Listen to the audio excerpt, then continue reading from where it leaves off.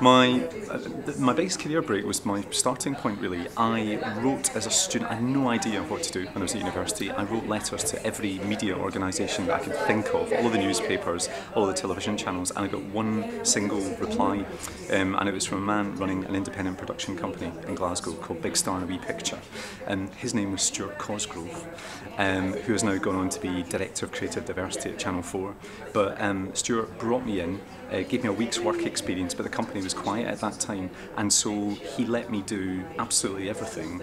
And because he was around in his business partner, I had lots of free time, they took it upon themselves to give me a crash course in everything that there was to know about television.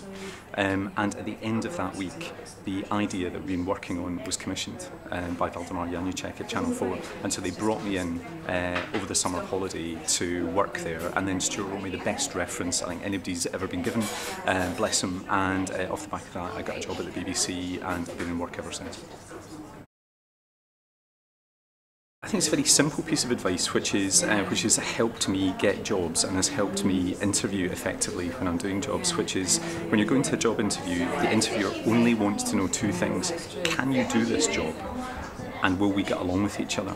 And I think when you go for a job interview, that's incredibly useful advice. Literally, you need to break it down and think, answer all of those questions, and look at the person who's interviewing you and make it clear to them that you can get along with that person. The programme I'm proudest of making, and nobody will have seen it, is a series, we did two series of it called Dream Spaces for BBC Three, and it was one of the launch series for BBC Three.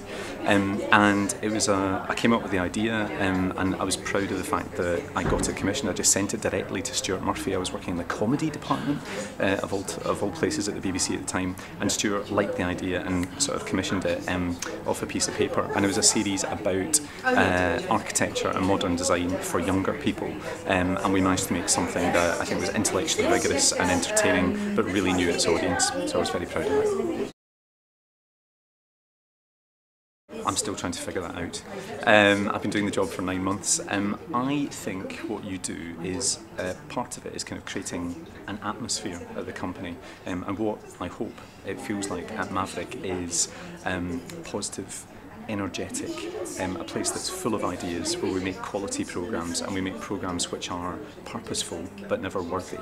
And we're innovative as well. We have a really big multi-platform department which is integrated with our programme making department, and we always have. We've done it years before everyone else. So we've always been at the cutting edge when it comes to multi-platform approaches to programming and embracing new technology. I'm also, in a practical sense, responsible for overseeing all of our development, making sure that we're coming up with good ideas and enough of them. All of our production, making sure that the shows are as good as they should be and as imaginative and innovative as they should be. And I have responsibility for looking after our talent, both off screen and on. One of the most important things I think you can do as a creative director is know all the good people and try to bring them into your company so that you've got the best people doing the best work.